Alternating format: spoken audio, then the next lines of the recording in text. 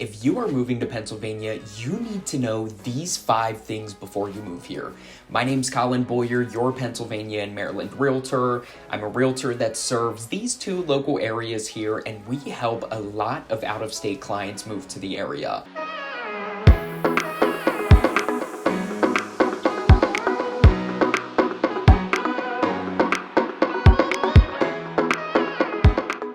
I wanted to share these 5 things that a lot of our clients wish they would have known before they moved to Pennsylvania.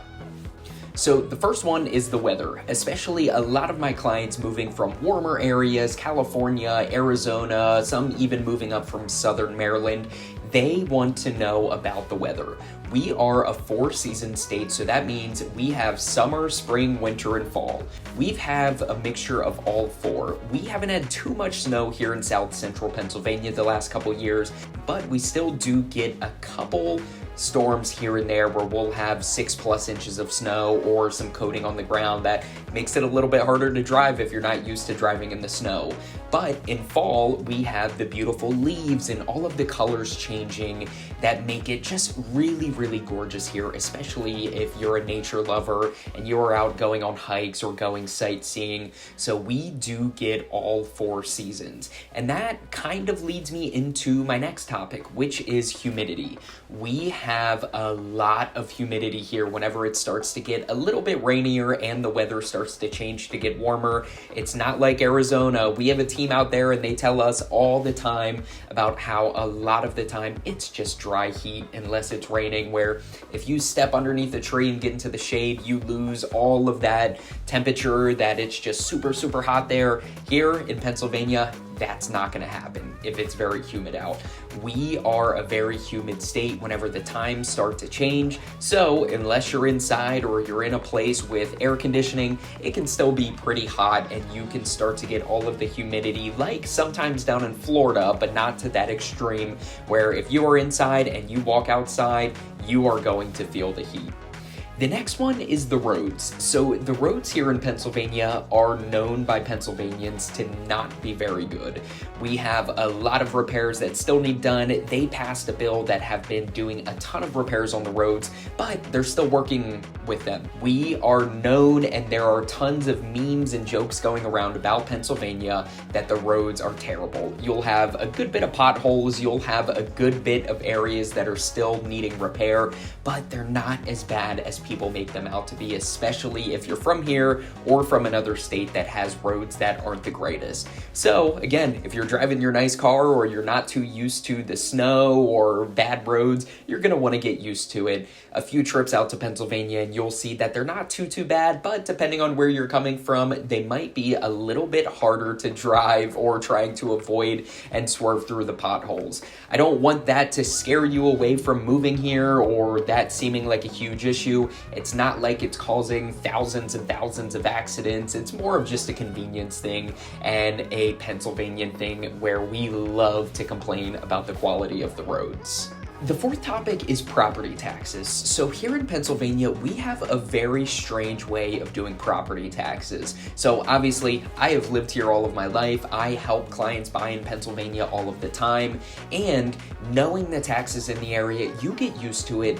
But you will see, depending on the school district, depending on the township, depending on which area you're in city-wise, the taxes are going to be completely different. So if I have a client looking to move in Harrisburg, Pennsylvania, and they're in Central Dauphin School District, versus a client looking to move down in Northern York, where they're in Northern York School District, the taxes are going to be completely different. Even if the $250,000 house or the $300,000 house is the exact same price, the school district is going to change those taxes. I'm considered to be in York County, and my taxes, since I'm in West Shore School District, is completely different to someone similar in West York School District. So my taxes are a good bit lower being here in New Cumberland, still being in York County, just because of the schools. And our school taxes run on a different schedule as well.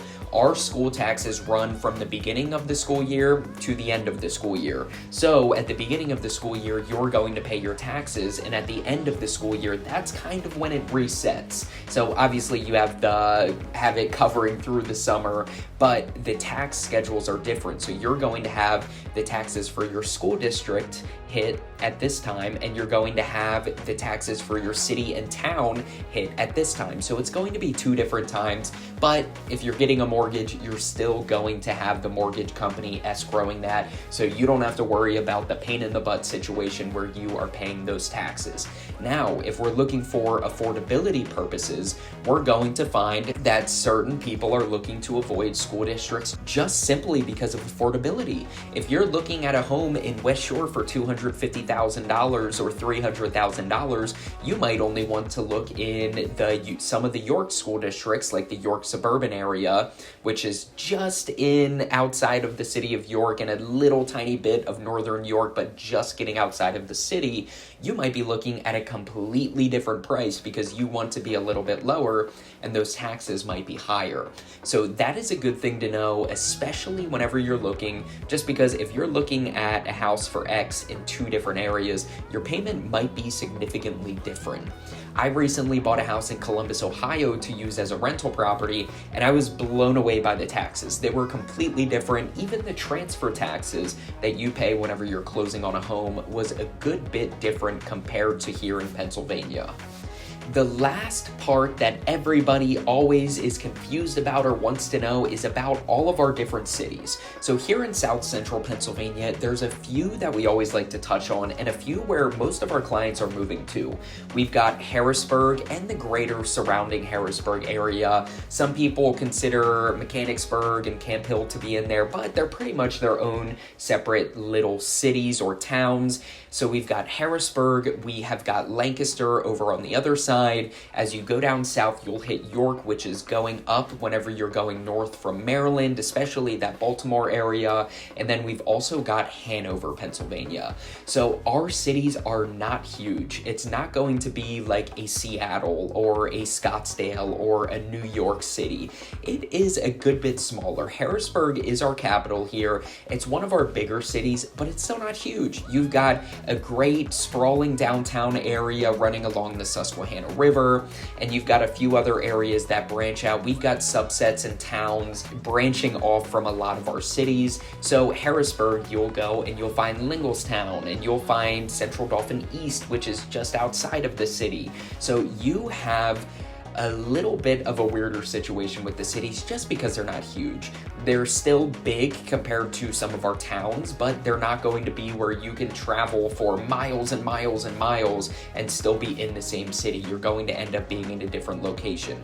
So let's talk about those four cities just briefly to chat about what the differences are, where they're located, and just kind of where would you prefer to move. So Harrisburg, which I grew up in, not the city, but just outside in Linglestown, Pennsylvania, still considered a Harrisburg address.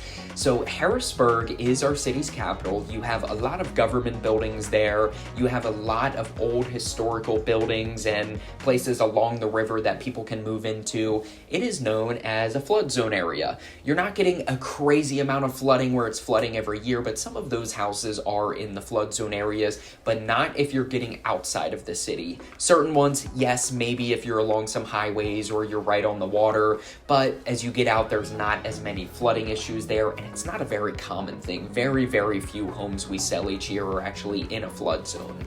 So as you're getting through Harrisburg, there's a massive area you can branch off and be able to go to Linglestown, Mechanicsburg, Camp Hill, and still be very, very close. There's a lot of jobs in the area, a lot of government work, a lot of warehouses, and that old historic feeling of Harrisburg.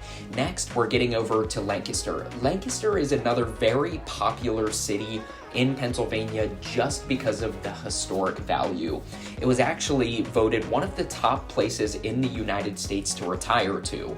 Lancaster is gorgeous. It's one of my personal favorite cities in Pennsylvania, especially if you're getting to Lidditz. Now, the difference between Harrisburg and Lancaster is Lancaster is not the capital. It's close to the same size as Harrisburg, but they're not the exact same.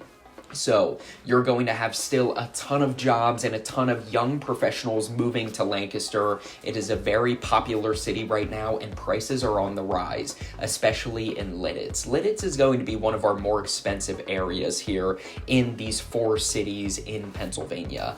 Lidditz is just incredible. It's got a ton of the historic value with a ton of new development coming as well. There's tons of great mom and pop shops, but also still having your big shops like your Target, your Walmart, and all of your big shopping areas there. Lancaster has Tanger Outlets, which is a great shopping area if you love to shop, and they've got a ton of great other places to go there. The mom and pop shops are great. There's a lot of luxury living there, but there's also still affordable living here in the city of Lancaster. So Lancaster is about 45-ish minutes from Harrisburg, depending on where you're coming from, or if you're going to city, it can be a little bit shorter depending on the traffic. Lancaster is a wonderful option for a lot of our clients moving from out of state, and a lot of people really love the area. The next city is York. So York is where my office is actually based out of and where I lived for a few years. So York is a little bit smaller, but it's very convenient to Maryland commuters. So York County is going to be different from York City. York City is a little area above northern Maryland where you're going up probably about 35-45 minutes from so to the Maryland line. And it's a little bit of a smaller city, but York County is pretty big. Same with Lancaster County. So York County is going to sprawl from a little bit above the city where you're getting up into New Cumberland, like where I'm recording this video from, down to the Maryland line in a lot of areas. So York City is a little bit smaller than Harrisburg and Lancaster. You don't have as much going on there, but there still are its historical values. If you're going downtown in York through North George Street, you're going to be seeing tons of beautiful buildings, and you have a little bit of a smaller downtown area where there's great restaurants, great bars if you like to go out for the nightlife, and it's still a solid area, and some people are moving in there and revitalizing York to bring it back up to Harrisburg and Lancaster's standards. As you get down further, you're going to have a little bit more of a rural area, and York also has very close subdivisions and towns close to the city. You can get into North, East, South, and West York, where you're getting closer to some of the more neighborhoods where you're going to see your white picket fences and your cookie-cutter new construction houses, which are still great means of living there. And you'll also get into the rural areas like some parts of Dover, which is above West York, or a little bit further out from West York. Or you'll get into your Pelham, which is a little bit more east of York, closer to Lancaster. So you have got a good bit of options here in York also, just the same as Lancaster and Harrisburg. Hanover, Pennsylvania is a little bit more southern York and more to the west. You're getting out closer to Gettysburg, which Gettysburg is a great area as well. We will probably be making a video just on Gettysburg based on its historical value and everything that it has to offer. Hanover is a little bit smaller. It's more of a town than a big city. You've got a very small downtown area, but they're doing some new development there that makes it gorgeous whenever you're driving through a lot of the circles to that area. So Hanover is a great option if you're looking to be a little bit more rural and a little bit further away from some of the city life. And if you're a Maryland commuter to certain areas in Maryland, you can be 15 minutes away. So if you're looking to save that money and move up from Maryland to an area that you can still commute from or work from home if you still have to be in the office every once in a while, it's a really good option. So I want to talk to you about the rankings of these. So I recently pulled up this article just because I was curious what people were saying about the areas that they wanted to live in Pennsylvania. Obviously, I service South Central Pennsylvania, so I'm not going to be your expert in Philadelphia or Pittsburgh, but we do have experts out there. So if you're looking to move there, definitely learn about those, because this video is more for our South Central PA folks who are looking to move this way. But it goes just about all around, except once you get into Philadelphia, Pittsburgh, it has its own pros and cons. A lot more traffic than there is here, but there are good things for everybody. So Harrisburg ranked second, Lancaster ranked third, and York ranked sixth in Pennsylvania. So for Pennsylvania being a pretty good sized state and lots of different areas to live, these areas are ranking a good bit higher than some of these areas. So these are all good options for people looking to move to South Central Pennsylvania, especially if you're not looking to move east or west and stay out of Philadelphia and Pittsburgh and still be closer to a city with everything that you need and have that city life if you want to drive a little bit, or if you're looking to be in more of a rural area, be close to Maryland and be great for a commuter. If you guys are looking to move anywhere in South Central Pennsylvania or Northern Maryland, we would love to help you. We service a very, very large area with my wonderful team. Also, if you're looking to move pretty much anywhere else in the country, we can help you there with our wonderful referral agents.